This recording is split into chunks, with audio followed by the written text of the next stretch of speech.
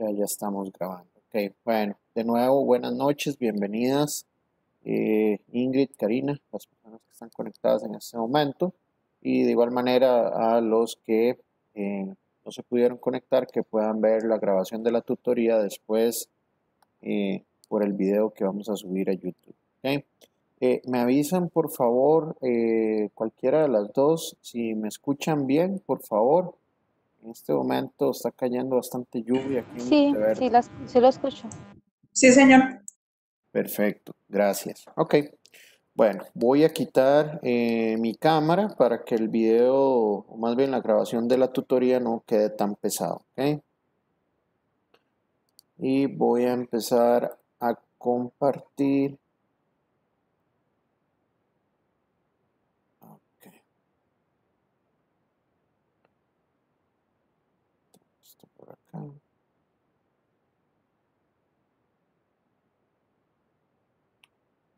Ok, si estamos grabando, todo bien. Ok,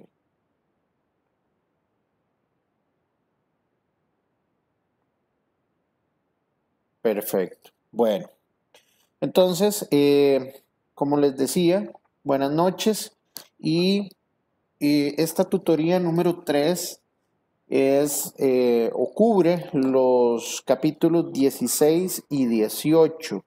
Ya los otros tres capítulos restantes del libro quedan para la tutoría número 4, que va a ser dentro de 15 días. ¿Ok?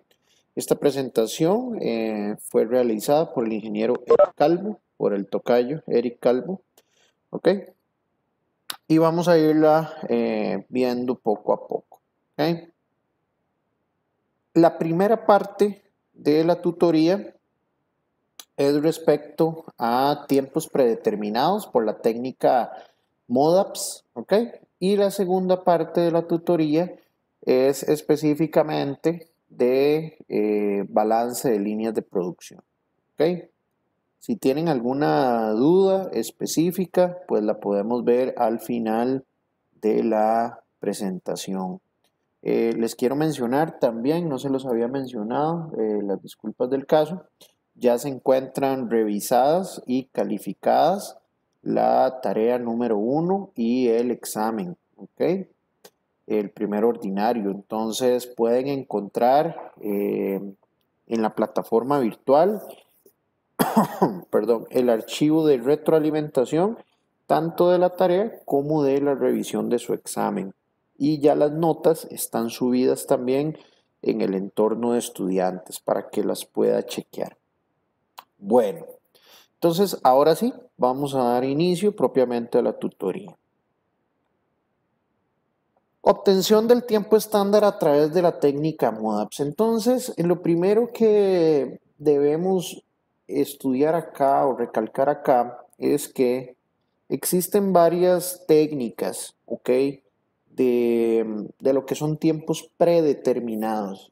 Y cuando estudiamos tiempos predeterminados, debemos tomarlo propiamente como su nombre lo dice, tiempos que ya fueron predeterminados, es decir, ya hubo ingenieros científicos que a través de estudios de muchísimo análisis, inclusive a través de video en cámaras, digamos, muy lenta o video en cámara lenta, que lograron determinar ciertos movimientos que se pueden dar en el trabajo, en las operaciones manuales principalmente, y a partir de todos estos análisis, pues determinaron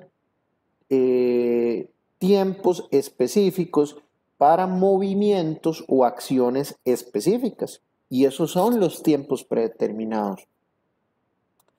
Los tiempos predeterminados, pues realmente hace algunos años, en los años 90, inclusive todavía 80, 90 y los primeros 10 años de este siglo, pues fueron sumamente importantes. No quiero decir que no lo sean.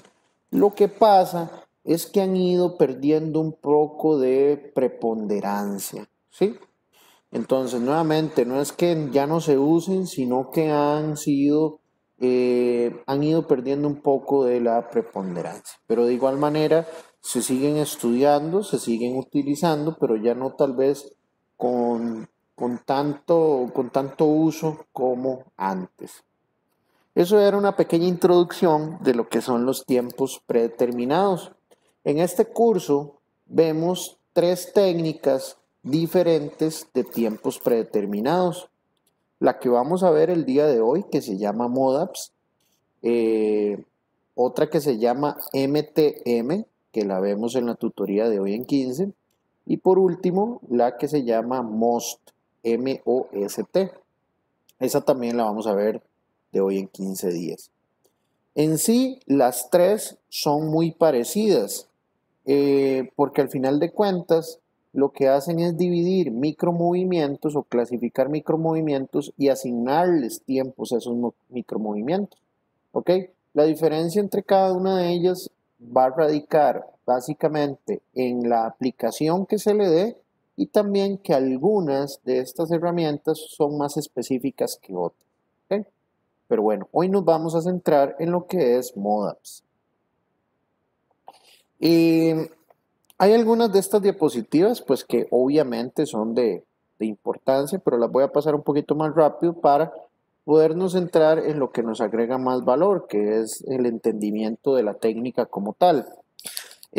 ¿Cuándo nace? Pues nace con estudios empíricos que se realizaron a finales de los años 60 y durante los años 70. Entonces vean nuevamente que son técnicas que ya son viejitas, pero que se pueden seguir aplicando, ¿ok? Con muchísimas personas diferentes, con muchísimas personas en diferentes situaciones de trabajo, ¿ok? Y en trabajos muy variados. Entonces, después de esto surgieron otros sistemas más complejos como MTM y Work Factor. MTM lo vamos a ver dentro de 15 días en la próxima tutoría, Work Factor no lo vemos. Y constituyeron eso verdaderas técnicas innovadoras en su momento, pues antes de esto no existía nada de tiempos predeterminados. Y los estudios de tiempos, el objetivo era determinar estándares y esos estándares se determinaban a puro cronómetro. ¿Ok? Entonces, los tiempos predeterminados vinieron a hacer una revolución, literalmente. ¿Por qué? Porque ya no se dependía en un 100% del cronómetro, ¿cierto? Entonces, eso ayudó a poder tomar inclusive decisiones previas a realizar estudios de tiempo con cronómetro. Entonces, perdón.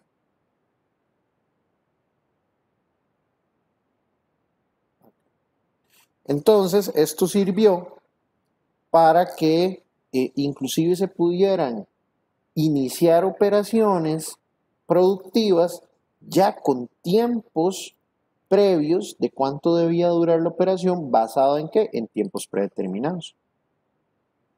Bueno, ¿qué hace MODAPS? Lo que hace es que mide el tiempo que toma hacer un trabajo sin medir cada movimiento individual, ¿ok? No lo hace de manera individual, con tanta fuerza que en la actualidad se impone en industrias, oficinas y hospitales. Entonces sí se le ha dado pues muchísimos usos. Entonces vean que aquí hay una clave que es sin medir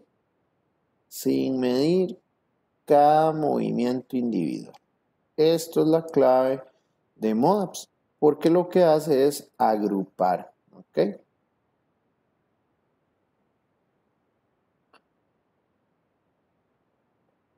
Es que cuando borro esas líneas que hago se me sale de la presentación. Ya encontré aquí un... Bueno.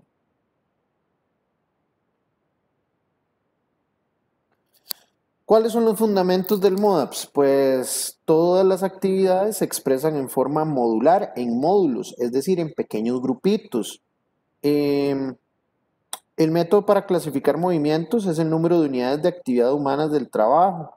¿Ok? Igual, entonces lo que me habla es de módulos, de grupitos pequeños. Y las unidades seleccionadas se distinguen en dos grupos, los movimientos de dedos, manos y brazos y los movimientos terminales del miembro del cuerpo. Es decir, Hay un gran grupo que son movimientos de dedos, manos y brazos y otro gran grupo de movimientos del resto del cuerpo. Luego, el cuarto fundamento de MODAPS es que la presentación de datos se hace de manera visual, ¿ok? Y con esto se puede memorizar con una imagen. Ahorita vamos a ver un ejemplo de eso. Por último, los factores básicos permiten que el sistema se aplique sin que tengamos que buscar tablas de valores, que es una de las ventajas que tiene MODAPS versus los otros dos técnicas que vamos a ver dentro de 15 días, MTM y MOST. Bueno, entonces aquí tenemos el código MODAPS. Entonces, cada actividad se identifica con un código y ese código tiene dos partes. La primera parte es un componente alfabético, es decir, letras, y esas letras lo que nos van a decir es el tipo de actividad. Y luego viene un número que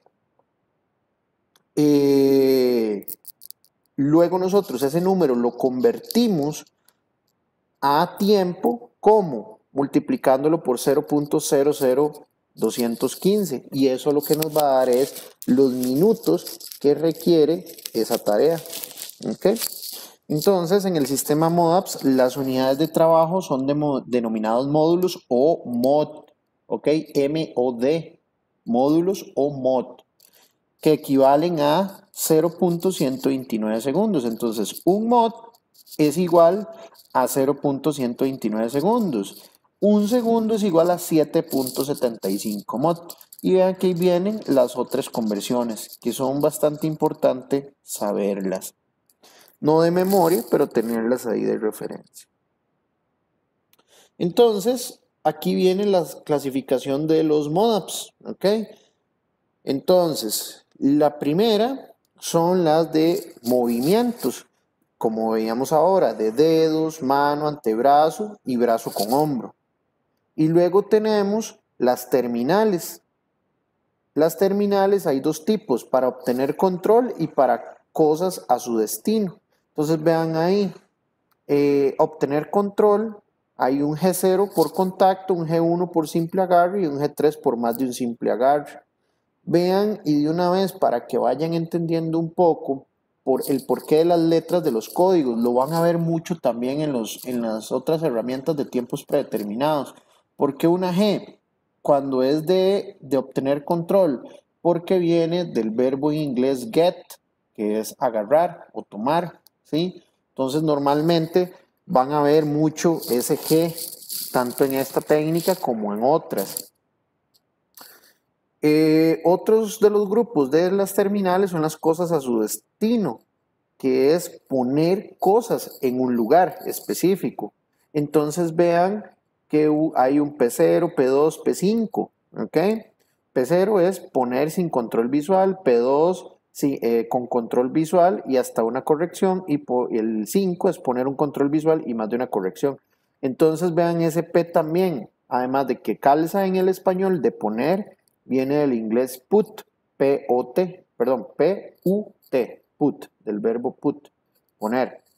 Entonces por ahí viene esa letra. Y hay otras otro grupo grande, ¿verdad? Vean que son como diferentes clasificaciones. Factor de carga, si hay algún peso que esté asociado a la actividad. Utilizar los ojos, resujetar, decidir y reaccionar. Inclusive vean que ahí ya toma una cuestión mental de inclusive tomar una decisión. Luego acción de pie, aplicar una presión, girar, caminar, encorvarse, sentarse o pararse. Entonces vean que son tres grandes grupos, las de movimiento, las de las terminales y las otras. ¿Qué es lo que llamamos terminales? ¿Cómo termina el movimiento? Vean que obtener control, esa terminal es agarrar. Entonces terminé el movimiento agarrando algo. Y luego las de cosas a su destino es terminé el movimiento poniendo ese algo en otro lugar. Por eso es que se le llaman terminales.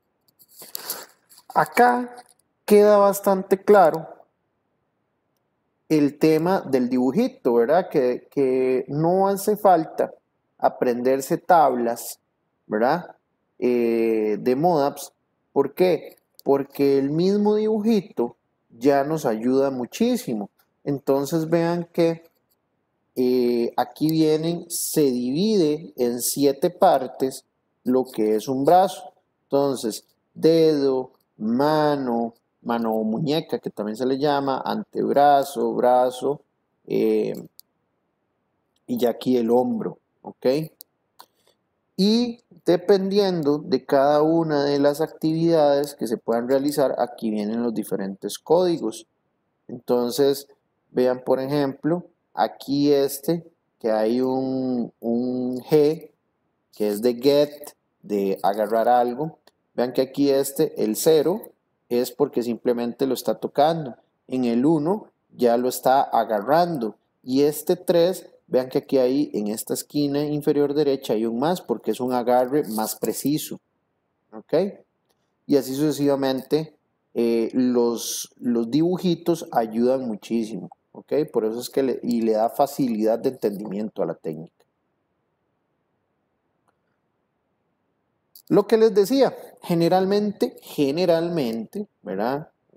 Casi siempre, pero no siempre, después de un movimiento sigue una actividad terminal, ¿ok? Y esas actividades se pueden clasificar en 2 categorías, por la distancia en que se mueve y por la parte del cuerpo que realiza ese movimiento. Lo que hace MODAPS, en contraste a eso, es que utiliza la clasificación del uso de las diferentes partes del cuerpo, ¿ok? Entonces clasifica usando partes del cuerpo. Cuando se habla de una operación de ensamblaje, entonces ese ensamblaje el operador lo puede ejecutar con sus dedos, con la muñeca, el antebrazo o todo el brazo, ¿ok? Entonces los módulos o el tiempo que va a tomar esa actividad depende de cuáles partes del cuerpo se estén utilizando para esa actividad. ¿Ok?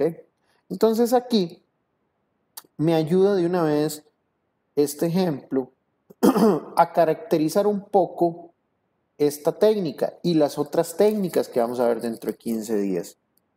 Y es que son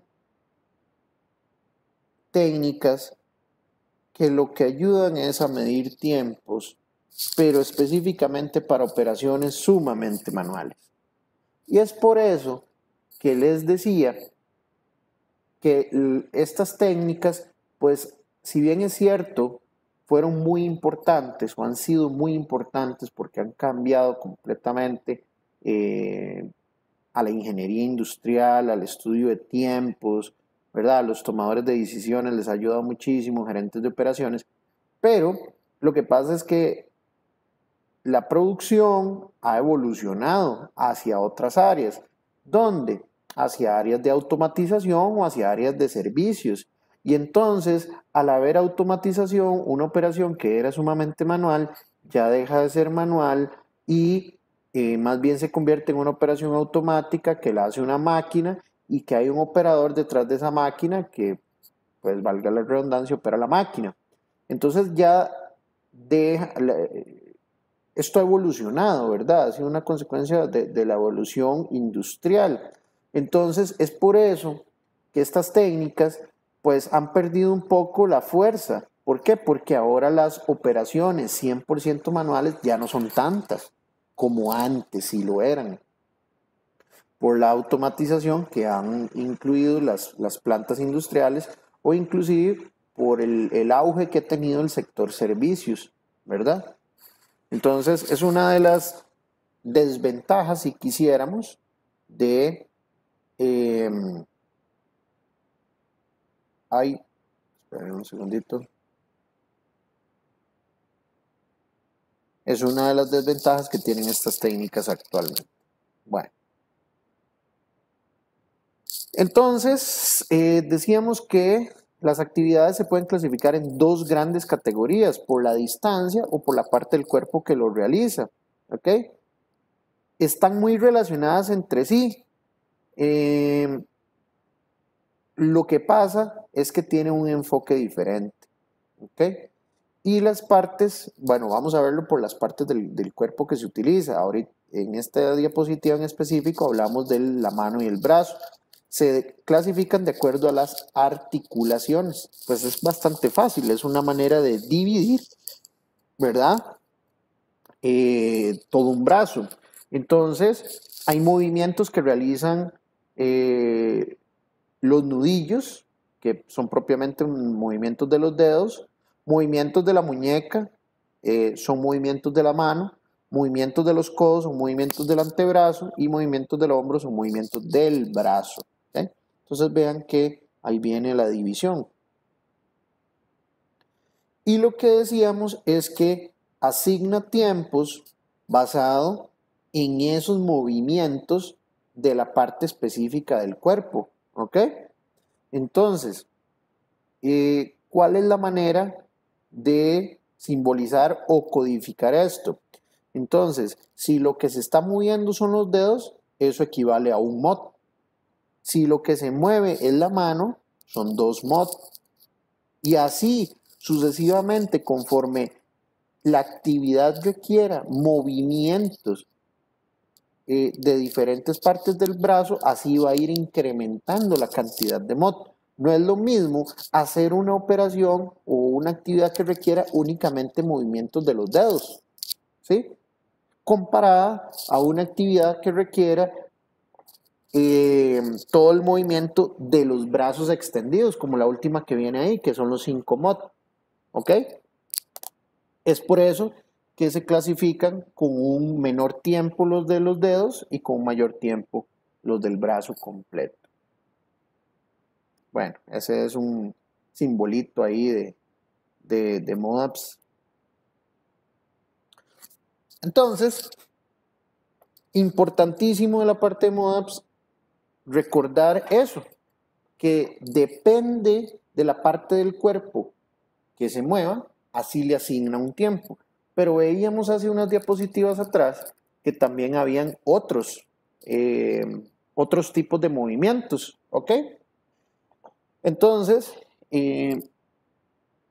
hay aquí lo que llama un camino aproximado, ¿ok? Entonces, dependiendo de cuánta distancia requiera hacer ese movimiento, así también va a ser la cantidad de mods. Entonces vean, por ejemplo, un mod es movimiento del dedo 2.54 centímetros, es decir, si los dedos se mueven entre 0 y 4 centímetros, entonces se le asigna un mod.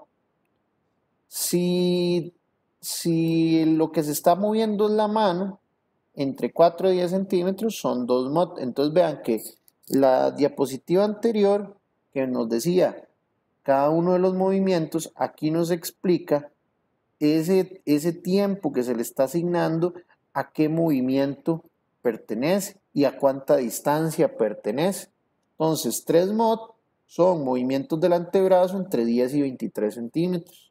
4 mod son movimientos del brazo entre 23 y 38 centímetros.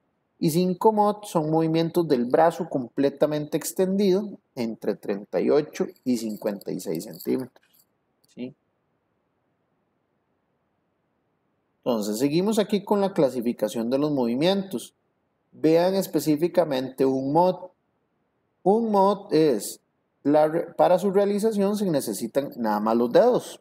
¿Sí? Vea el ejemplo a mí me gusta muchísimo y el dibujillo realmente ejemplifica lo que dice este enunciado. Dice, coloque su dedo índice en su cabeza, ¿cierto? Y rasque 5 veces rápido, pero ligero. El valor total de este movimiento es de 9 mod. ¿Por qué 9 mod? Porque 5 veces se movió el dedo para adelante y 4 veces para atrás. ¿Ok? Entonces recuerde que el movimiento de un dedo o de los dedos es un mod. ¿Ok? Y entonces se va acumulando. Si el rascado fueron 5 veces, ese rascado requirió una vez hacia arriba, una vez hacia abajo, una vez hacia arriba, una vez hacia abajo y así sucesivamente. Y por eso es que en este ejemplo específico serían 9 mods. Vamos ahora con los movimientos de dos mod. Son movimientos de muñeca y mano. ¿Ok?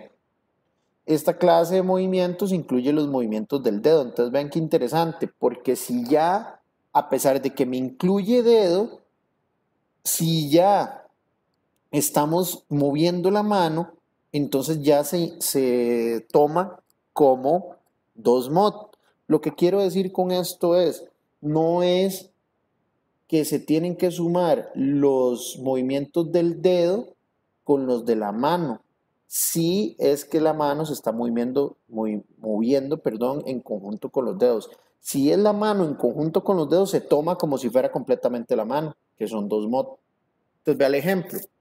Agarre un pedazo de papel y póngalo en el escritorio, ¿ok? Con la pluma o con el lapicero en la mano y el brazo sobre la mesa, escriba la palabra movimiento, sin desplazar el brazo de su posición original. Cuando usted escribe la palabra movimiento y se ponen las primeras comillas, se ejecuta una serie de movimientos del dedo, que es un mod.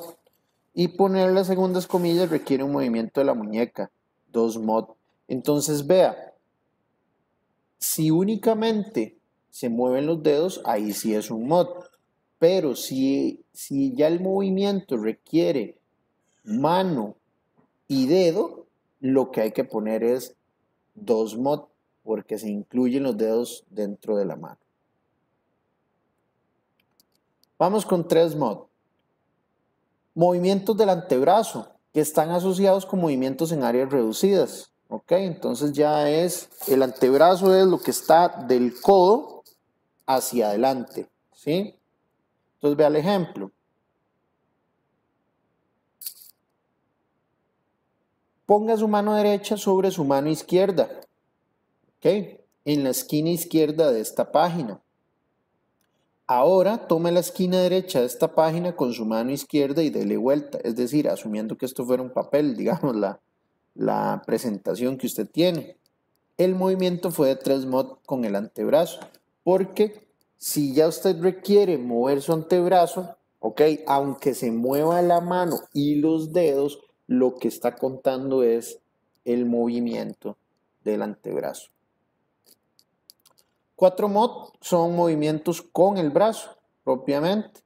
Entonces, esta clase es característica de movimientos normales de la mano libre, ¿ok? Y también el brazo.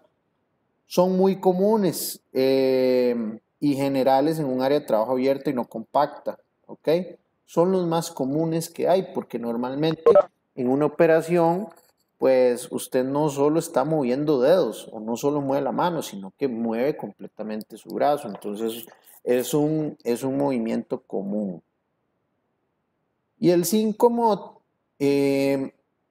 dice que normalmente ocurren cuando no se requiere el apoyo o ayuda del cuerpo, con el brazo completamente extendido, ¿ok? Esta es la clave aquí, que es el brazo extendido. Este tipo de movimientos de 5 mod, que es con el brazo extendido, son usualmente de arriba hacia abajo, como si usted fuera a alcanzar un armario grande, ¿ok? Ese es un muy buen ejemplo. Entonces, estos movimientos de brazo extendido de 5 mod ocurren cuando su brazo es extendido hacia la izquierda o la derecha o a 45 grados o más, ¿ok? O con movimientos completos a lo largo del cuerpo, de arriba hacia abajo. Entonces vean que son movimientos un poquillo más complejos. De esto lo que se tiene que llevar es que el más utilizado es el 4 mod, porque es donde hay un movimiento libre del brazo. El 5 mod es un movimiento completamente extendido del brazo.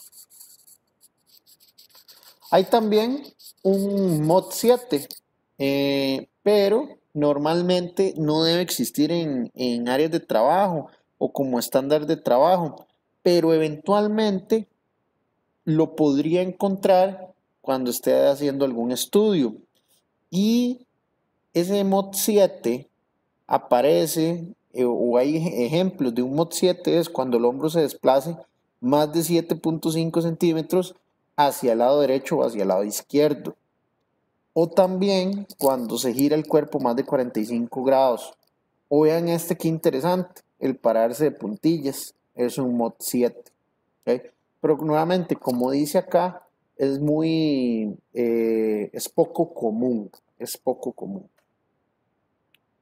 Bueno, entonces, aquí en esta tabla, los invito a que la revisen con detenimiento, porque le da el tipo de mod, desde el 1 hasta el 7, le dice quién o cuál parte del cuerpo es la que está realizando el movimiento, a cuántos mods equivale ese movimiento, qué distancia es la que cubre ese movimiento, cuál unión o articulación es la que está realizando el movimiento, cuándo es común y además le dan un ejemplo. ¿Okay? A mí lo que yo le veo mayor valor es al tema del ejemplo. ¿Ok? Porque entonces así usted logra asociar este tipo de movimientos a algo de la vida cotidiana. Por ejemplo, veamos un M4, que es de todo el brazo. La articulación que está haciendo el trabajo es el hombro y es común en áreas de trabajo abiertas o no compactas. Un ejemplo es alcanzar un objeto que se encuentre a nuestra derecha, ¿okay? Y que esté a un fácil acceso, digamos, que no esté de difícil acceso. Entonces, les dejo por ahí esa tabla para que la revisen. Está muy buena porque les da ejemplos de cada uno de ellos. Bueno, entonces recuerden lo que veíamos al inicio. Esos son clasificación de movimientos, dependiendo de quién o cuál parte del cuerpo es la que realiza el movimiento. Pero después de cada movimiento, generalmente se da una terminal, que es terminar ese movimiento en algo. Y normalmente esa terminal va a ser agarrar algo o poner algo. ¿Ok? Entonces están los de obtener control, que son los get en inglés, que es agarrar o tomar, y las de cosas a su destino, o poner, que en inglés es put. ¿Ok? Entonces hay los de tipo 1, que son G0, G1 y G3. G0 y G1 son de bajo control y G3 es de alto control, es decir, un agarre que requiere alto control consciente. Y ya están los de tipo 2, que son P0, P2 y P5, que son los de put, los de poner. Donde P0 es de bajo control consciente y P2 y P5 sí son de alto control consciente. Es decir, usted requiere un alto control de su conciencia, de su mente, o sea, saber qué es lo que está haciendo para poner eso. Bueno, hablábamos también al inicio cuando veíamos la clasificación, hay otros diferentes movimientos. Entonces hay un factor que se le llama factor de peso, que depende del peso que tenga lo que estamos moviendo, así también le va a incrementar la cantidad de motos. ¿Por qué? Porque a mayor peso, mayor dificultad, y a mayor dificultad, pues mayor va a ser el tiempo requerido para realizar ese movimiento. ¿Sí? Entonces vean, en esta parte gris de acá, el factor peso toma en cuenta el peso que se mueve y además de tomar en cuenta el peso que se mueve, toma en cuenta si se usa solo una o si se usa ambas manos. Si se usan ambas manos, el peso total que se mueve se va a dividir en dos porque está dividido entre cada mano. ¿Ok? Entonces vean, en el caso de una mano se utilizará el peso total y por cada 8 libras de peso neto se tendrá el valor de un mod agregado al valor del put. Es decir, aquí usted le tiene que poner el put que ya le va a dar un tiempo o un mod específico y además el peso que se esté levantando le va a agregar también un mod adicional dependiendo del peso. Obviamente a mayor peso, mayor va a ser el mod. Luego tenemos los de uso ocular, que es E2, ¿ok? De eyes, en inglés, ojos. Se usa para enfocar o encontrar algo o mirar, ver alrededor de un área, ¿ok? Vean que es importante este cuadrito celeste de acá. Este elemento solo se debe tomar en cuenta cuando todo otro movimiento que realiza el cuerpo se detiene. Es decir, su cuerpo está detenido completamente o el cuerpo del operador está detenido completamente y lo que está haciendo es observar. Está haciendo una observación, está utilizando sus ojos. No está realizando el cuerpo ningún otro movimiento. Únicamente los ojos están realizando una acción en ese momento. Es muy raro y sucede solo cuando se inspecciona algo muy minuciosamente, muy pero muy minuciosamente. O por ejemplo, vean este otro que está acá, de que se revisan las instrucciones antes de llevar a cabo una operación. Entonces, pues, el operador tiene un documento escrito que está leyendo, ninguna otra parte de su cuerpo se está moviendo. Eso sería un ejemplo específico de lo que es un E2, que es el uso ocular. Luego está otro movimiento que es el resujetado. Ocurre frecuentemente cuando hay trabajos que son muy pequeños o de pequeños ensambles. Recuerden esto. Esto fue o nació hace mucho tiempo cuando había muchísimas operaciones manuales. ¿Ok? Entonces, se da el resujetado cuando hay ensambles que requieren que se trabaje de manera muy minuciosa, piecitas pequeñitas, etc. Y tiene un valor de 2 mod. Esa imagen que viene de la derecha, pues es un muy buen ejemplo. Alguien trabajando en una tarjeta de circuitos, pues son piecitas muy chiquititas, ¿cierto? Y entonces requieren de este movimiento, que se le dan 2 mod. Este otro movimiento o actividad es el de 3, es decidir y tomar y reaccionar, ¿sí? Entonces, es cuando el decidir o tomar una decisión toma cierto tiempo, ¿ok? Entonces, cuando esa decisión toma cierto tiempo, hay que registrarla y se registra como un D3. Vean que acá, esto es una buena, o más bien es una nota aquí importante. Este elemento se usa en proporción mínima. ¿Cuándo qué? Cuando se realizan inspecciones.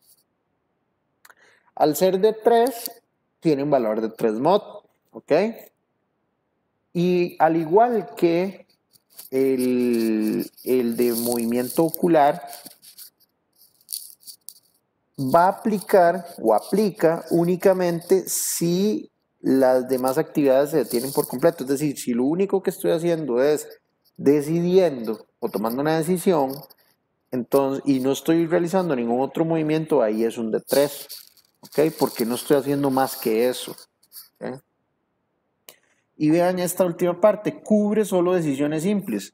No es que un D3 se puede poner para resolver un problema matemático, no, es para tomar decisiones simples.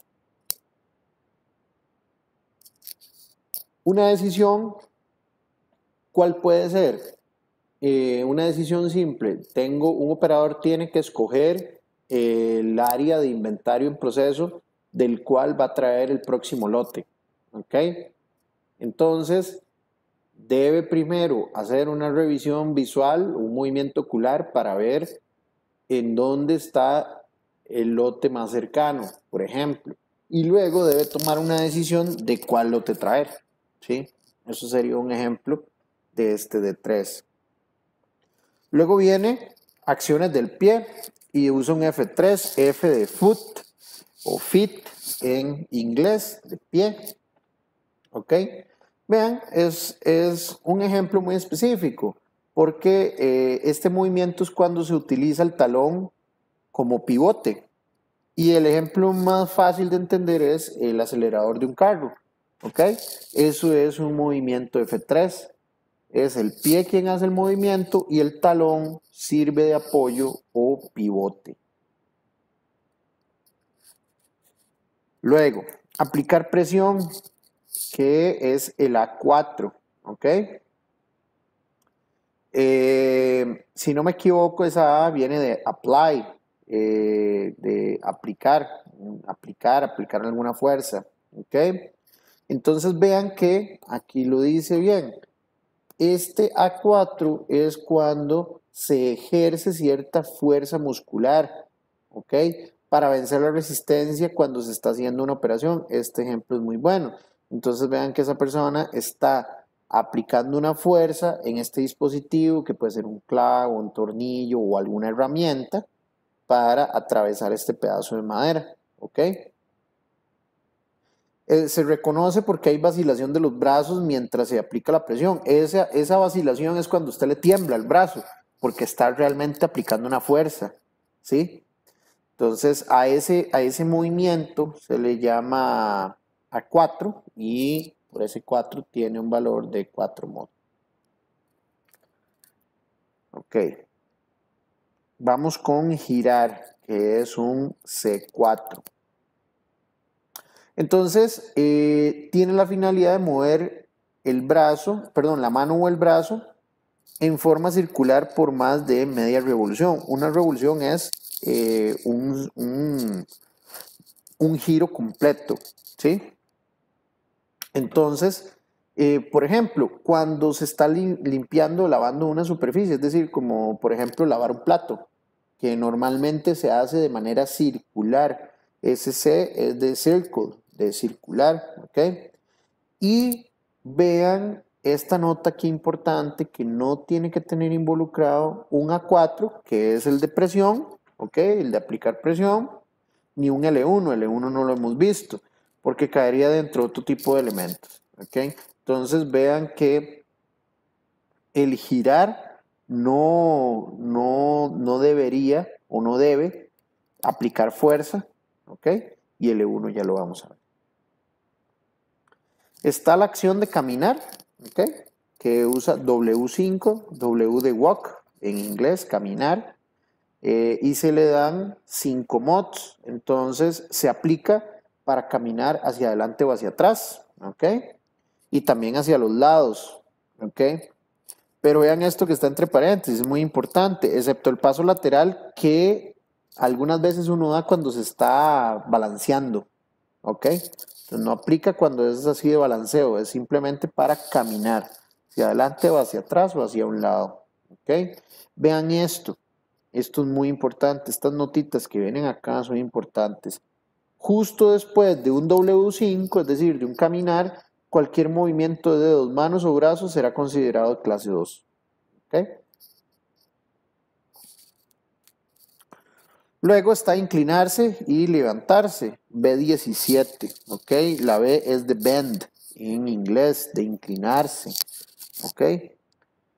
B17 es un cambio en la postura de la parte superior del cuerpo que incluye el tiempo que se tarda para regresar a la posición vertical de nuevo.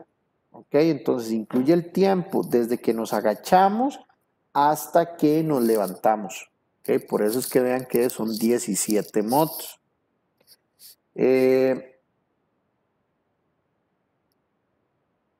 Este movimiento B17 o las terminales de B17, los movimientos terminales de B17 van a ser de clase 2, es decir, de tipo mod 2.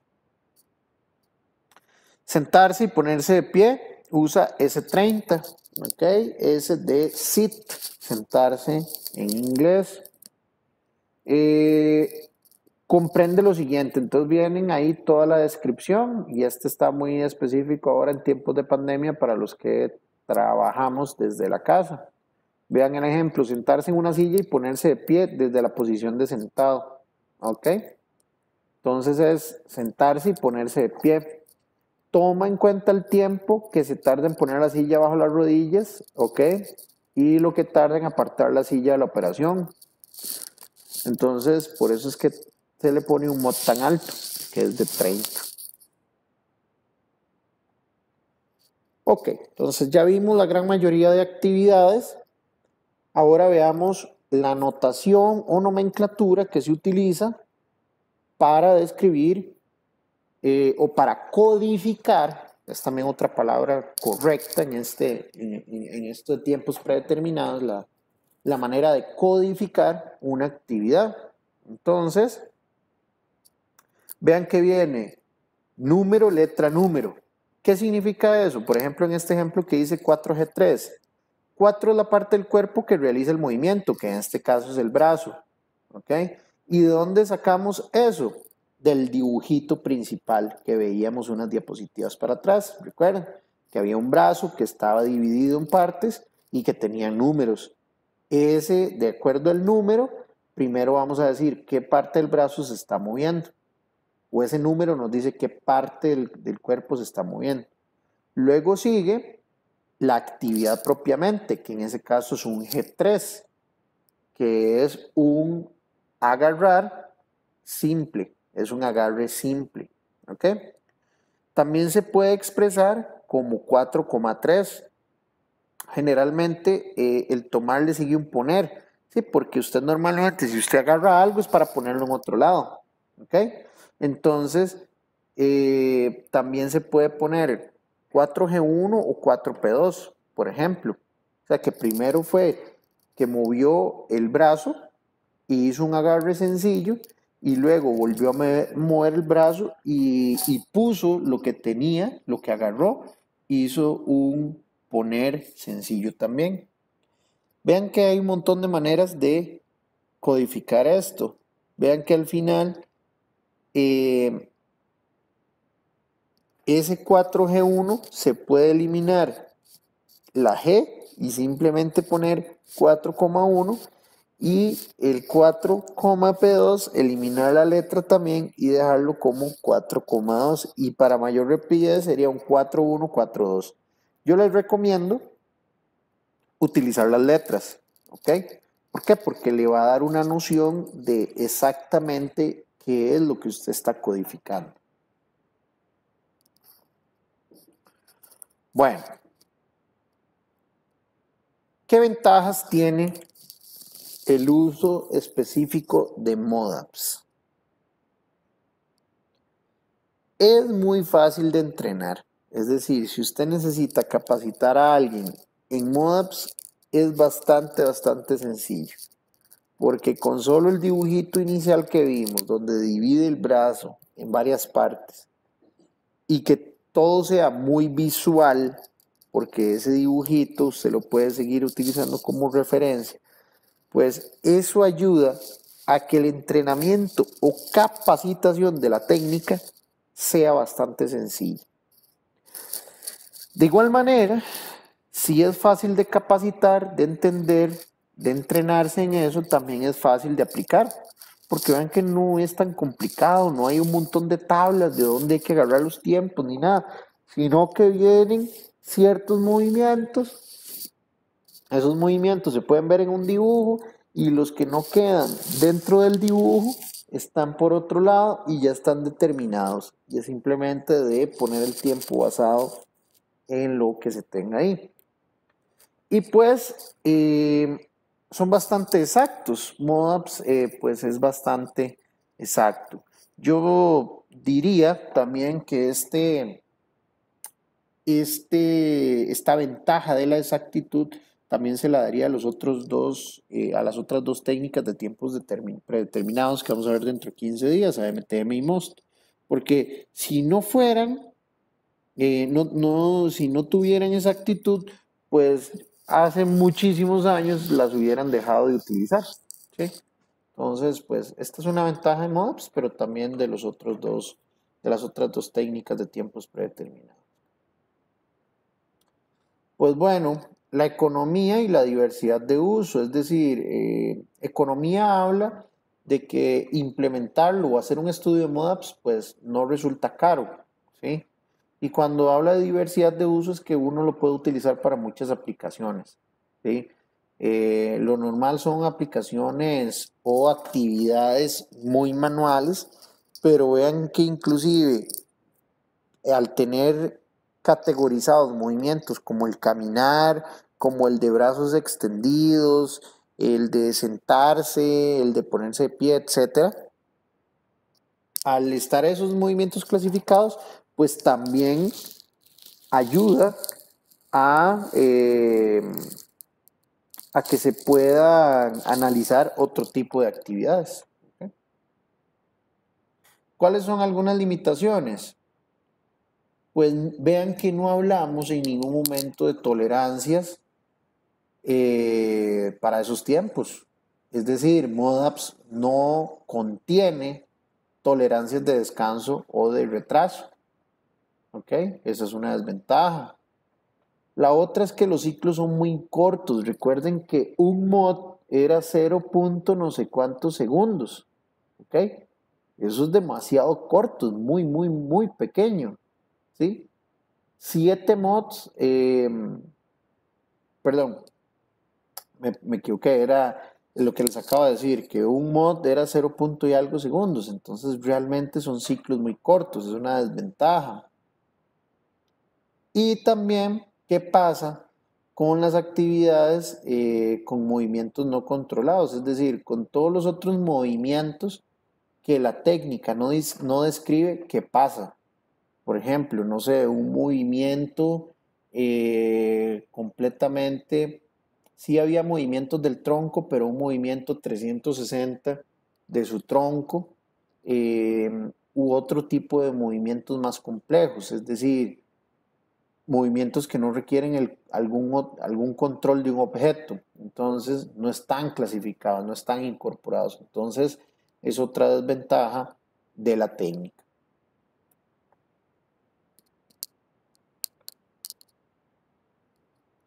Siguiendo con el tema de las desventajas, pues bueno, cuando hablamos de funcionamiento de la máquina, es decir, si nosotros queremos aplicar MODAPS y hay una máquina de por medio, vamos a poder utilizar MODAPS. Estoy acá en esta primera parte. Vamos a aplicar MODAPS si el ritmo de producción lo pone el trabajador, es decir, el ritmo lo lleva él y la máquina es alguien que le asiste, pero el ritmo de trabajo lo lleva el operador. Si es así, sí se puede analizar por MODAPS. Si no, si el ritmo de producción, quien lo tiene en la máquina, no puede usted utilizar el MODAPS porque las actividades o los movimientos del operador son muy pocos y pues no vale mucho la pena aplicárselo a eso.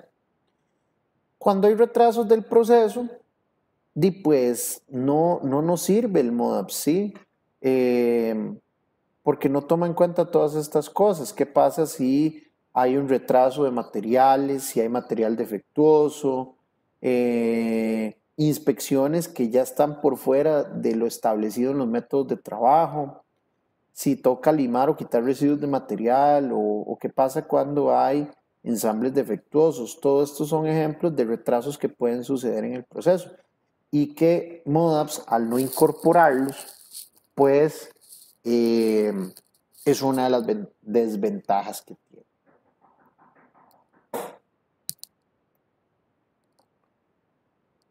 Bueno, denme un segundito acá, muchachos, en el capítulo 18 vamos a hacer una pausa de unos 3 minutitos para tomar un poquitito de agua.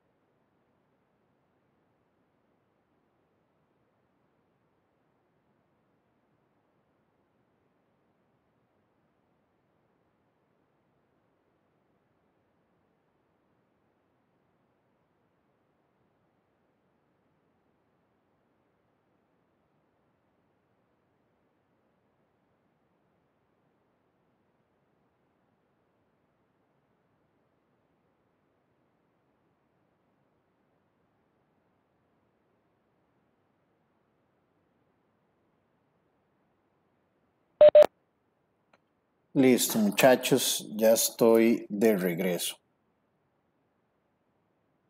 Gracias por el tiempito ahí de espera. Necesitaba tomar un poquito de agua y también ir al baño. Ok, bueno. Entonces, cerramos con lo que es MODAPS, ¿ok? Siempre, ya esta es como la tercera vez que lo menciono, siempre teniendo en cuenta que en la última tutoría, entre 15 días, vamos a ver las otras dos técnicas de tiempos predeterminados, que son MTM y MOST, ¿ok? Entonces, vamos a cerrar la tutoría del día de hoy con el tema del capítulo 18 del libro, que es balance de líneas de producción. ¿Ok? Entonces, para dar una pequeña introducción, el balance de líneas lo que hace es, eh, pues, valga la redundancia, balancear el ritmo de cómo trabaja una línea de producción. Y lo que hace, si ven la imagen acá, es poder dividir en módulos toda una línea de producción con el objetivo de que toda la línea pueda llevar un mismo ritmo de trabajo. ¿Ok? Entonces, esa es la idea de poder balancear líneas de producción. Balancear el ritmo de tal manera, o más bien a través de módulos de operaciones y personas, de tal manera que se pueda llevar un mismo ritmo de producción. Ese es el objetivo del balance de líneas. Ok, entonces, vean aquí parte de la definición, dice que lo que hay que buscar es si existe una adecuada asignación de recursos humanos y materiales, ok, en esta parte de acá. Lo que hace el balance de líneas es garantizar de forma cuantitativa la información necesaria para esta labor.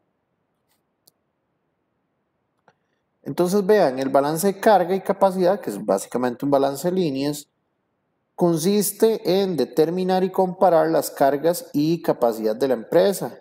Y eso constituye un elemento fundamental para la dirección de la producción. Es decir, este tema específico de balance de líneas es de suma importancia para tomadores de decisiones en el área productiva, porque lo que se necesita en el área productiva es eso, llevar un mismo ritmo, que todo esté balanceado. Si usted eso, llegar a ser supervisor de producción, esta es una de las partes críticas porque usted necesita que sus líneas de producción estén balanceadas, ¿ok? Y que ejecuten o que corran a un mismo ritmo. Eso es un verbo que se utiliza mucho, que corran. Es que ejecuten, que produzcan a un mismo ritmo. Entonces, vean esta otra cosa acá, esta otra definición. Un proceso está balanceado cuando todas sus actividades tienen aproximadamente la misma capacidad. Entonces, lo que hacemos es dividir la línea de producción en módulos de tal manera que cada módulo tenga la misma capacidad de producción. De esa manera se logra balancear la línea para que al tener todos los módulos la misma capacidad de producción, entonces esos módulos van a constituir la línea y entonces la línea va a estar balanceada. Entonces, balance de línea es igual todos los módulos con la misma capacidad de producción, todos los módulos trabajando o produciendo al mismo ritmo. Eso es balance de líneas. Bueno, entonces, algunas generalidades o algunos conceptos por ahí. Entonces, se tienen que dar condiciones o ciertas condiciones para que la producción en línea sea práctica. La primera es la cantidad, ¿ok? Entonces tiene que haber un volumen y ese volumen de producción tiene que ser suficiente para que mantenga la línea, eh, que la línea de producción esté siendo utilizada, es decir, que estén produciendo. Entonces la primera cosa o el primer aspecto a tomar en cuenta es el volumen de producción, que realmente haya suficiente volumen para ser procesado. Y esa cantidad va a depender del ritmo de producción y de la duración que tenga cada tarea. Luego, para que la producción en línea sea práctica, también tiene que haber un equilibrio, que es el equilibrio que vamos a buscar a través del balance de líneas. Entonces, los tiempos necesarios para cada operación deben ser aproximadamente iguales. No es que tienen que ser todos iguales, pero deben ser aproximadamente iguales. Los de cada módulo. Van a ver que al final del ejercicio de hoy, lo que se hace, o al final del ejercicio en un balance de líneas, lo que se busca es que los módulos en los que se divida la línea deben de tener tiempos de operación muy similares.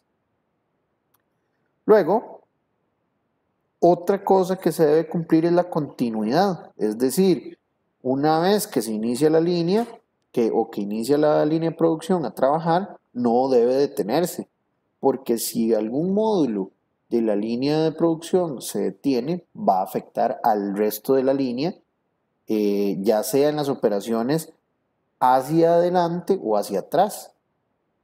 ¿Ok? Entonces, es otra de las cosas que se debe cumplir, la continuidad.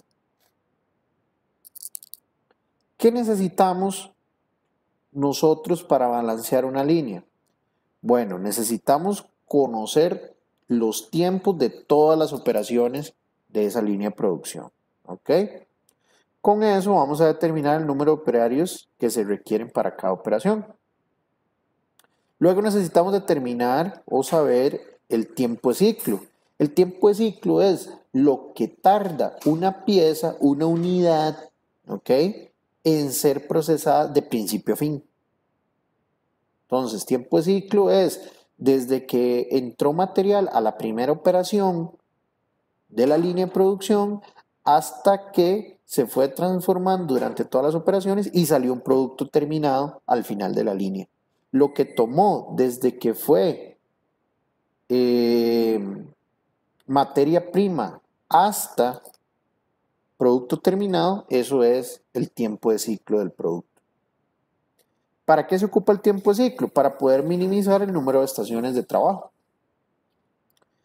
Y una vez que se conocen el número de estaciones de trabajo, se asignan elementos de trabajo a esas estaciones de trabajo, o módulos, que le vamos a llamar también. Entonces, ¿qué necesitamos? Vamos a necesitar la producción requerida, es decir, cuánto hay que producir, la eficiencia de esa línea de producción, que la persona o el encargado de la línea de producción la debe conocer, porque la eficiencia de una línea de producción no es de un 100%.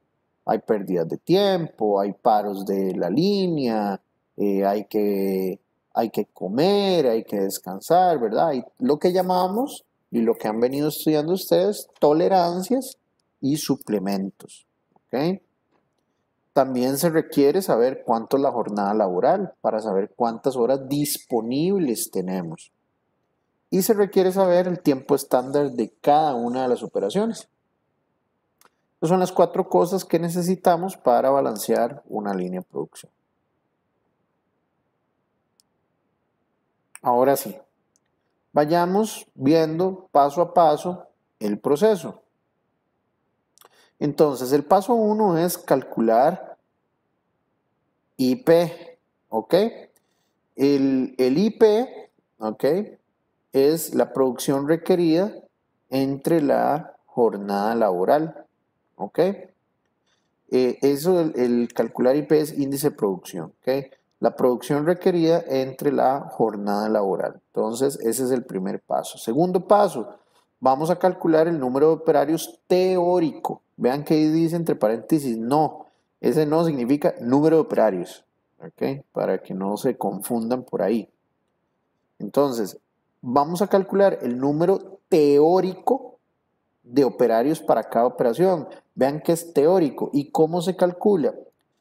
Se calcula, o el número de operarios teórico para cada operación es el tiempo estándar por SIP, ¿ok?, entre E, ¿ok?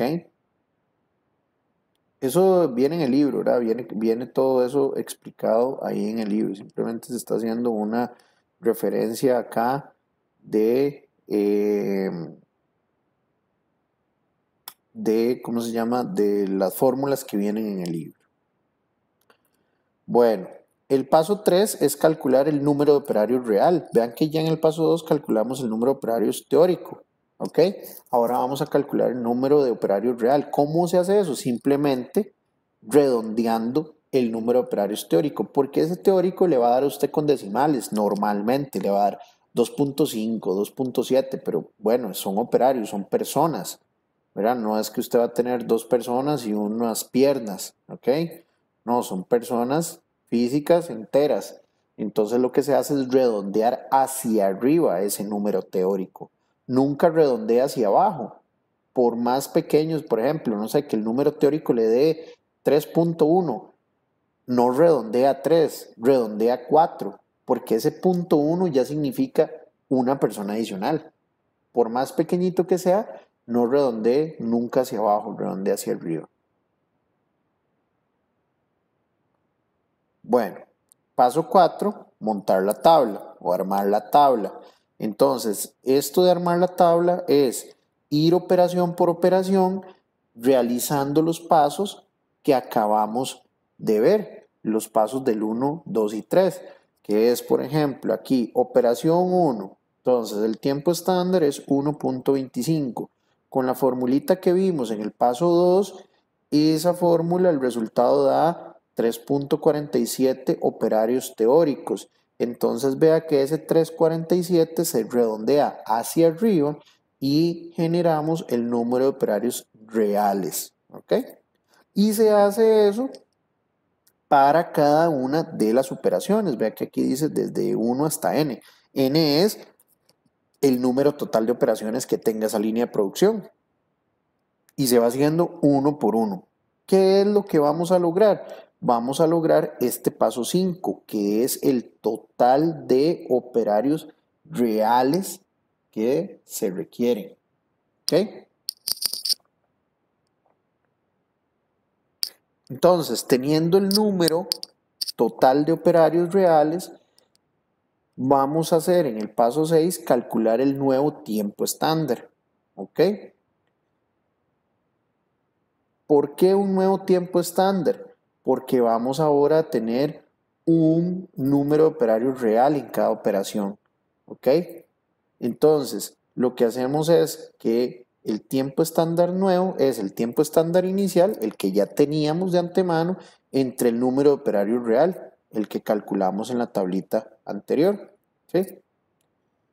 Luego, paso 7 es seleccionar el tiempo estándar asignado, que es la operación con el mayor tiempo del paso 6.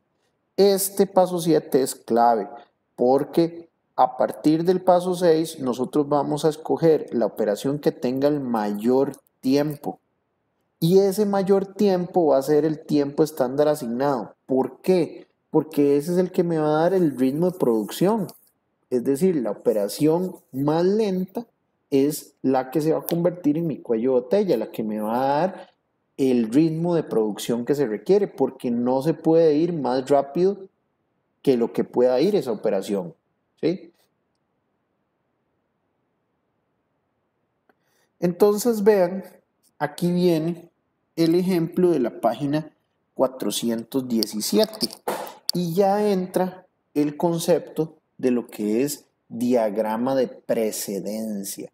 Es decir, ¿cuál operación precede a cuál? Es decir, ¿cuál operación está antes de cada operación?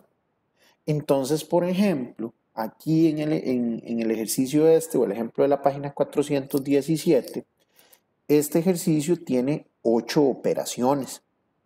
Esto es muy importante, de verdad que es importante que lo entiendan, que lo estudien, porque sí, para el segundo examen, inclusive para la tarea número 2, les puse unos ejercicios de esto. Y es importante que puedan construir los diagramas de precedencia.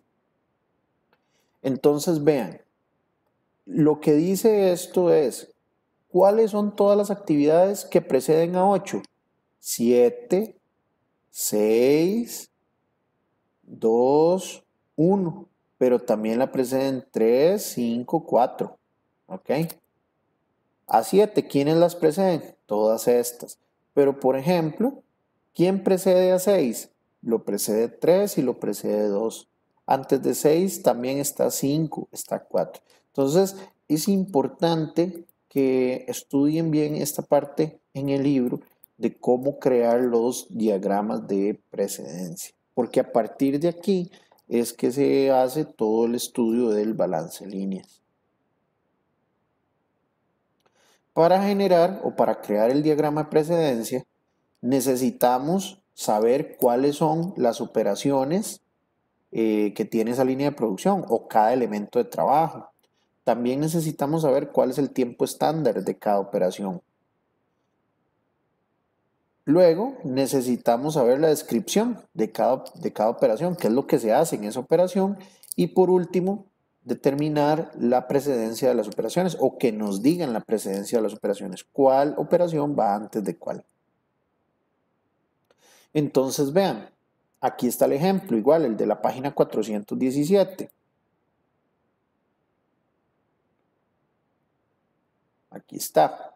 Entonces tenemos 8 operaciones, ¿ok?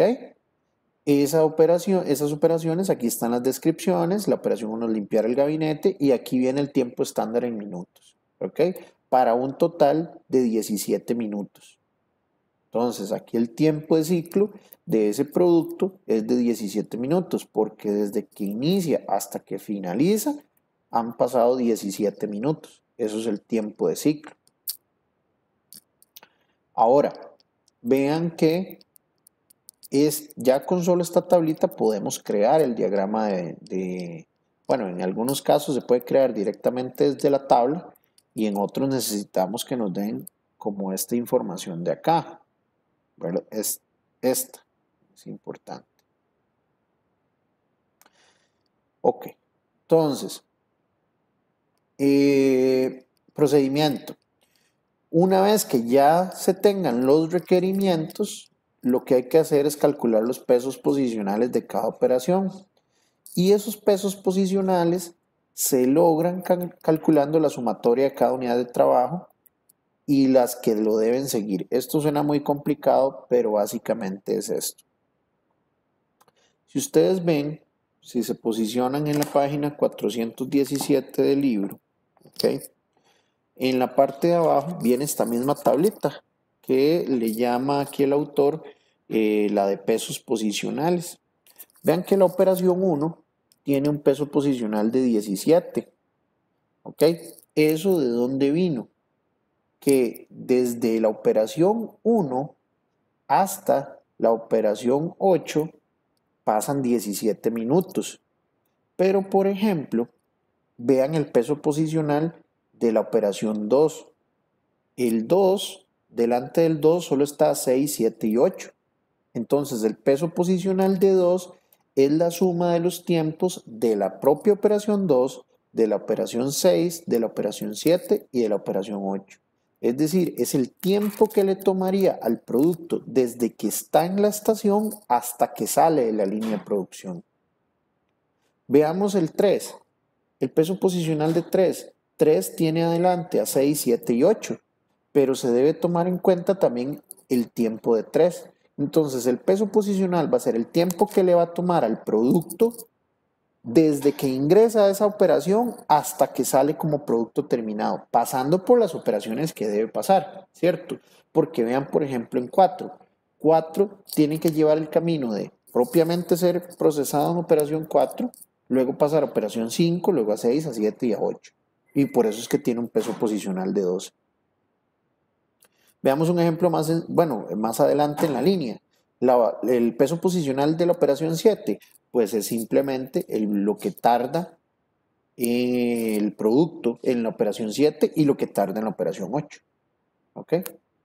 Y esos tiempos se van sumando. Eso es lo que llamamos pesos posicionales. Esta es la parte que puede generar un poco más de confusión, pero que realmente es bastante sencilla. ¿Ok? Entonces, si tiene alguna pregunta con esto, háganmelo saber ahorita al final de la presentación o si no, igual por correo electrónico. Pero esta es la parte, digamos, que más compleja del análisis o más bien de la ejecución de balance de líneas. Una vez que tenemos los pesos posicionales, lo que hacemos es ordenar esa tabla de pesos posicionales de mayor a menor. Entonces vean que aquí ya se perdió el orden del 1 al 8, digamos, es decir, 1, 2, 3, 4, 5, 6, 7, 8, sino que más bien están ordenadas de menor a mayor en el tiempo estándar, ¿ok? En esos pesos posicionales. Entonces vean que está primero la operación 1, luego la operación 4, luego la operación 3, la 5, la 2, la 6, la 7 y la 8, para un tiempo total de 74.50. ¿Ok? Entonces se obtienen los pesos posicionales y luego se acomodan de menor a mayor.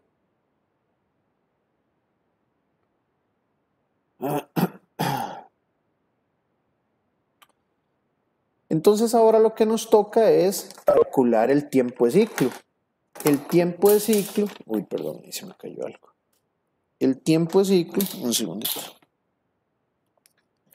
El tiempo de ciclo va a ser el tiempo disponible de un operario entre la producción diaria por la eficiencia. ¿Okay? Aquí viene la formulita. Esa formulita viene también en la página 418 y ese es el tiempo de ciclo del sistema, es decir, de toda la línea de producción. Entonces, siguiendo con el ejemplo, ahora ya en la página 418 se tiene una producción diaria de 50 unidades y dice que el factor de eficiencia es del 95% y que se tiene una jornada de 8 horas. ¿Cómo se calcula el tiempo de ciclo? Con esta fórmula de acá, de la diapositiva anterior. ¿Cuánto es el tiempo disponible del operario? Pues si son 8 horas, ¿ok? Si son 8 horas de jornada, esas 8 horas, pues ya que se está trabajando en minutos, pásela a minutos, que es el equivalente a 480 minutos, los multiplica por el 95% de eficiencia, es decir, que el 95%, o más bien el 5% de esos 480 minutos se pierden, ¿cierto? Y todo eso se divide entre las 50 unidades que se requieren diariamente. Eso lo que nos da es un tiempo de ciclo de 9.12 minutos por unidad. ¿Ok? Entonces vean que aquí ya tenemos ese cálculo. Lo que debemos hacer ahora es asignar los elementos de trabajo a las diferentes estaciones o módulos.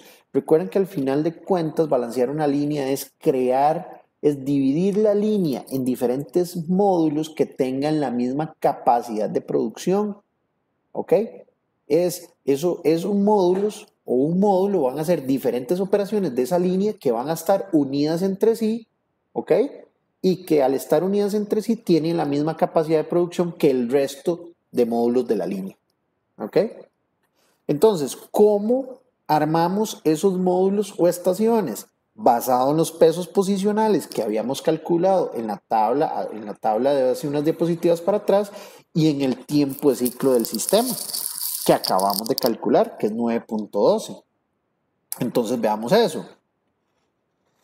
Nuestro tiempo de ciclo es 9.12 y vean que aquí esta tabla, eso sí lo voy a marcar acá, esta tabla está aquí acomodada con los pesos posicionales como habían sido calculados, en el orden en el que fueron calculados. Está primero la operación 1, luego la 4, luego la 3, luego la 5, luego la 2, la 6, la 7 y la 8. Entonces vean que esto que estoy marcando acá viene de la tabla de pesos posicionales y además viene el peso posicional de cada uno. Esto viene de la tabla de pesos posicionales. Adicionalmente, tenemos aquí una parte informativa de cuáles son los predecesores de esa operación. ¿Sí? Por ejemplo, la operación 1 no tiene predecesor. ¿Por qué? Porque es la operación 1. Pero, por ejemplo, si usted revisa la figura 18.1 de la página 417, usted va a poder ver que la operación 4, el predecesor inmediato de la operación 4 es la operación 1, únicamente. ¿Sí? Entonces, por eso es que aquí dice 1. Y así sucesivamente para el resto. Entonces, esto es informativo, la parte de predecesores inmediatos. Ahora, en esta columna de acá, que dice tiempo del elemento de trabajo, aquí lo que se hace es poner el tiempo que nos había dado originalmente, los tiempos que teníamos originales. El tiempo que habían visto en la tabla original, la que viene en la parte de arriba de la página 417, donde decía limpiar el gabinete, que es la operación 1, toma 0.50 minutos. La operación 4, que es colocar el cinescopio en el gabinete, toma 3 minutos. ¿Ok? Y así sucesivamente. Pero ya esto no es con los pesos posicionales, sino ya son los tiempos propios de cada operación que vienen en esa tabla original del ejercicio. Entonces, ahora sí, ¿qué es lo que toca hacer, muchachos? Lo que toca hacer es generar un tiempo acumulado. Un tiempo acumulado, lo que llama aquí un tiempo acumulado de la estación. Entonces, siempre en la operación 1, el tiempo acumulado va a ser el mismo tiempo de la operación, porque antes de él o antes de ella no hay ninguna operación previa. Entonces, este es el primer tiempo acumulado. Si la operación 1 toma 0.50 minutos, el único tiempo acumulado hasta el momento han sido 0.50 minutos. Pero ahora sí, 0.50 minutos le voy a sumar, vean que aquí viene dos flechas y hay un más, a 0.50 le sumo 3 minutos, que es lo que toma la operación 4. Y entonces el tiempo acumulado es de 3.50. A ese 3.50 le sumo otros 3.50 de la operación número 3 y entonces tengo un tiempo acumulado de 7. A 7 le sumo el minuto y medio que toma la operación 5, ¿sí? Y ya obtengo 8 minutos y medio. Vean que en esta presentación ya me pone que luego sigue la estación de trabajo número 2, pero ¿por qué es? Porque si yo a 8.50 le sumo la siguiente operación, que es la operación 2, que toma un minuto, 8.50 más un minuto me da 9.50. Y 9 minutos 50 es mayor que el tiempo de ciclo calculado, que nos dio 9,12 minutos. Entonces, como ya me paso de los 9.12 minutos, entonces esa operación 2 ya no puede ser parte de la primera estación. Entonces eso es lo que llamamos estaciones de trabajo. Es decir, la estación número 1 va a estar conformada por las operaciones 1, 4, 3 y 5, porque la suma de los tiempos de esas operaciones me suman 9.5, 8.5 minutos, que es un poquito menos que los 9.12 del tiempo de ciclo. Entonces, con eso estamos logrando que esa estación, que va a estar conformada por 4 operaciones, tenga una capacidad de producción muy similar al tiempo de ciclo de la línea de producción. Y por eso es que ya se convirtió en la estación 1. Y ahora seguimos con la estación 2. Se hace exactamente lo mismo. Se va generando el tiempo acumulado de cada una de las estaciones, ¿sí? Entonces vean, si ya generamos la estación 1, ahora empezamos con la estación 2. La estación 2 tiene un tiempo acumulado de 1. ¿Por qué? Porque en esa estación el primer elemento es el del elemento 2, que es un minuto. Entonces aquí empezamos de 0 de nuevo. y le vamos sumando los tiempos de cada operación.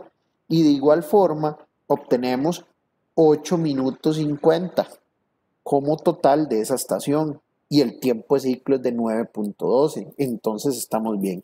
La idea es dejar las estaciones con un tiempo igual o menor al tiempo de ciclo, pero tampoco que sea sumamente menor, porque si no, no va a quedar tan bien balanceada la línea.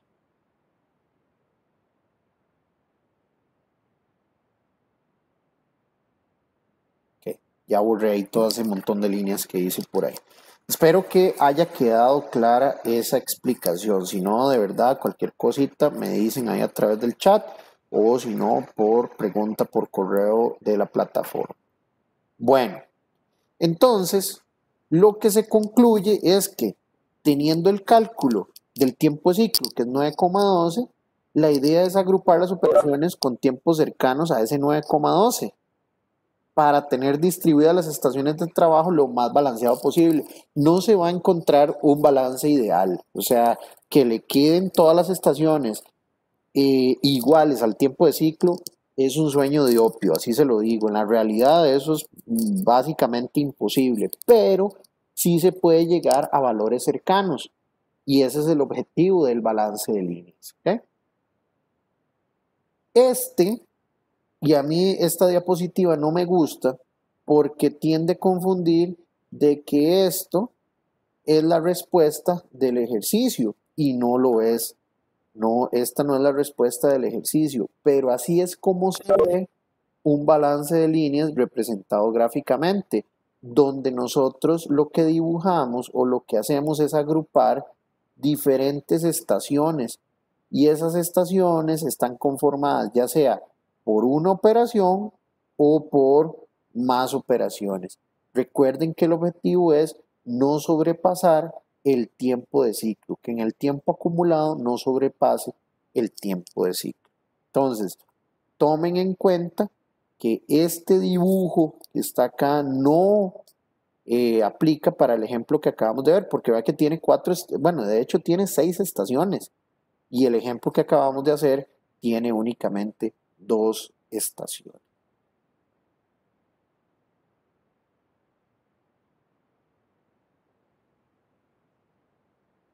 Y pues bueno, muchachos, eso ha sido los temas que cubren esta tutoría número 3. Haciendo un resumen, pues primero vimos lo que es MODAPS y luego, y todos los tiempos y bueno, y los tipos de movimientos y tiempos que eso conlleva. MODAPS es una técnica de tiempos predeterminados, ¿ok? Para determinar tiempo estándar a partir de tiempos que ya fueron estudiados y establecidos. Y luego, para cerrar, vimos lo que es balance de líneas de producción, que el balance de líneas de producción lo que sirve es agrupar en estaciones o módulos una línea de producción con tal de que esté balanceada desde el punto de vista de capacidad de producción de cada módulo. Es decir, hasta donde sea posible, eliminar cuellos de botella para líneas de producción continuas. ¿Okay? Entonces, bueno, voy a abrir el espacio para preguntas en este momento. Buenas noches, profesor, ¿cómo está? Bien, ¿y usted quién me habla? Karina. Karina. ¿Qué tal, Karina? Dígame. Sí, una pregunta breve. Sí. Profesor, la lógica del diagrama de procedencia me lo da el contexto del problema. Es correcto, Karina. La lógica del diagrama de precedencia se lo da el contexto del problema. En algunos casos, el problema... El orden, en dónde ubicar. Qué pena, Karina, porque ahí se me cortó un poco y acabo de escuchar de nuevo. ¿Me puede repetir la pregunta? Porque acabo de escuchar algo ahí como medio cortado.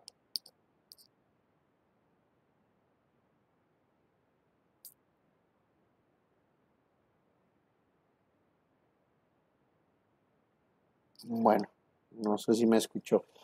Pero regresando a la pregunta de Karina de cómo establecer el diagrama de precedencia, en algunas ocasiones el mismo problema le va a dar el diagrama de precedencia. ¿Ok? En algunas ocasiones, pero no en todas. Pero en otras ocasiones, cuando no se le da el diagrama de precedencia, se le va a dar información, ya sea en prosa o en una tabla, de tal manera que usted deba interpretar la tabla o la prosa y armar, crear el diagrama de procedencia. ¿Ok? De precedencia, perdón. Entonces, esa es una manera, o más bien ese es el camino que se toma para lo que es el diagrama de precedencia. No sé si quedó clara ahí la respuesta, Karina.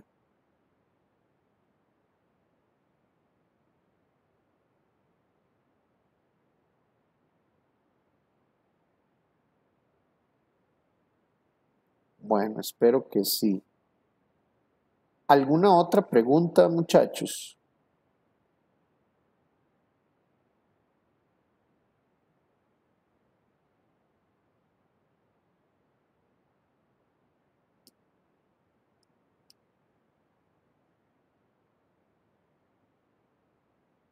Profe, Dígame, Ingrid. profe, es con es que bueno, al menos yo sé que estos, bueno, hoy no sé en este capítulo que era el 15, Ajá, pero es, digamos, para lo de la tarea.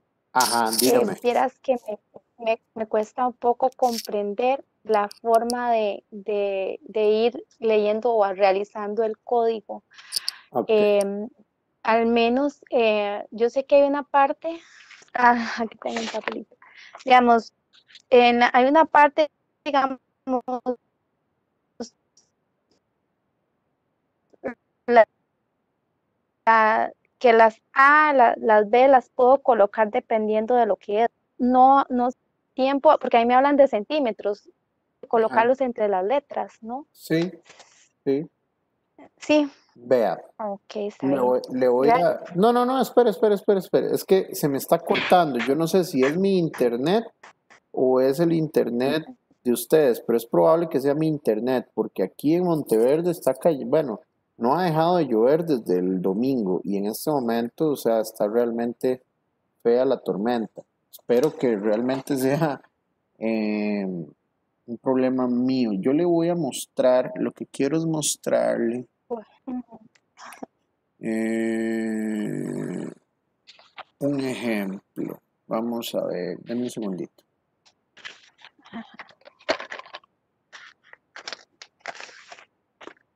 Ajá. Tu.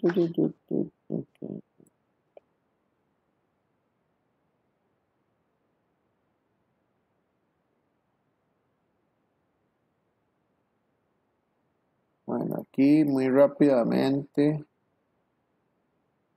Es que, ¿sabe por qué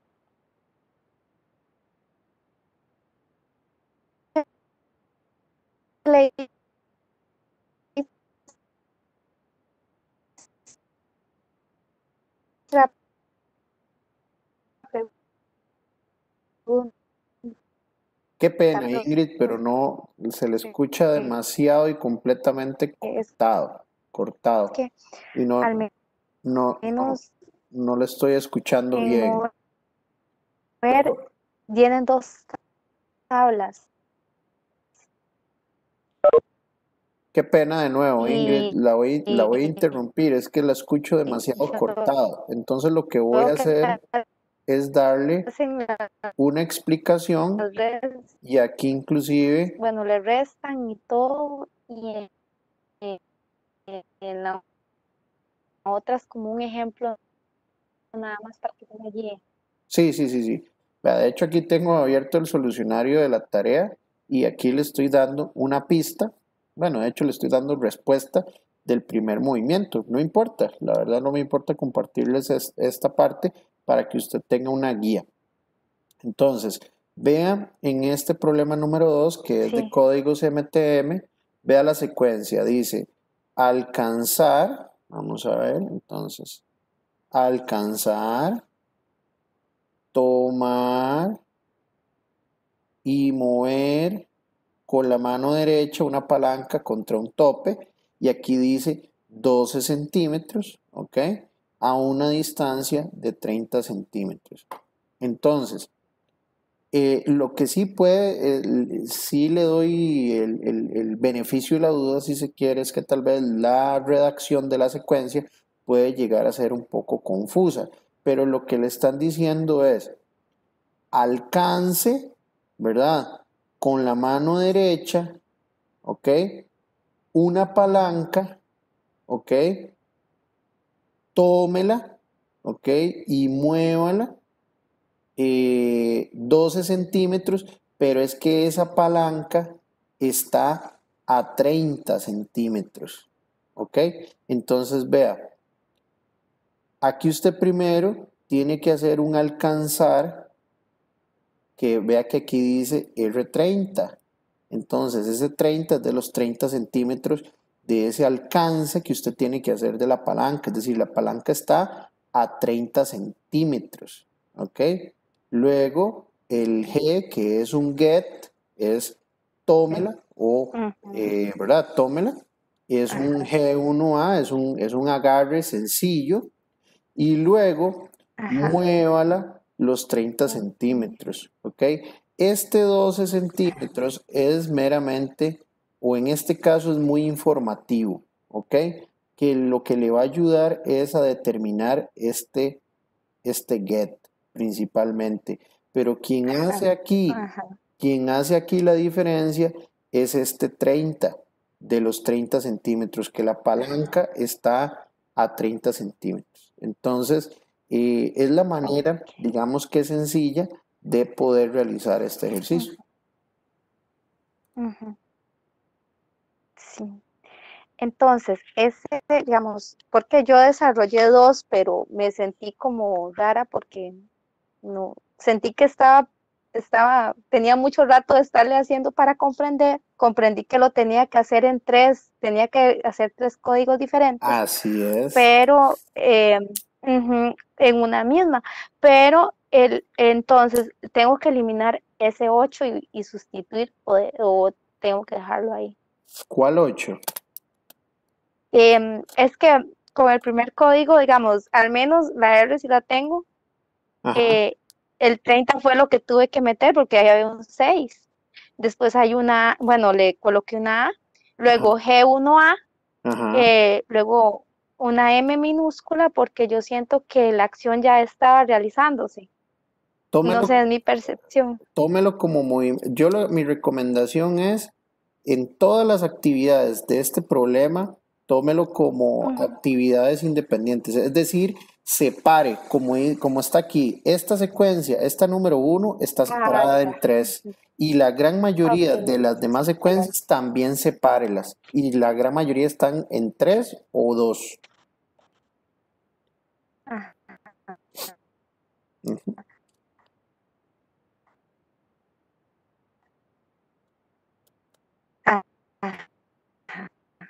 Ok.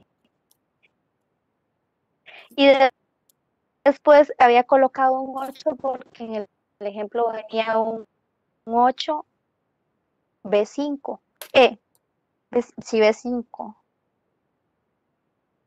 Entonces. Vea que la acción ya. aquí son solo 3 cosas. Guíese por los verbos. Vea.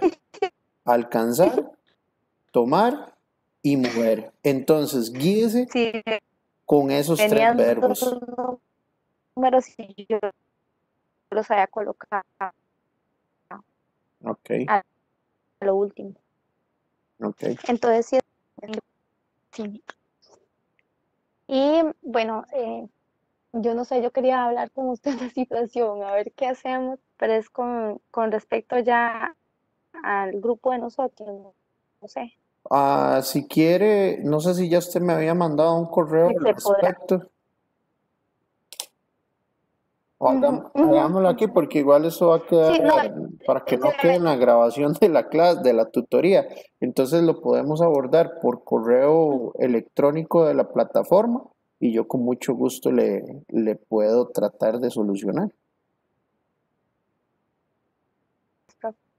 Sí, solamente sería eso. Pura vida. ¿Alguien más con alguna pregunta?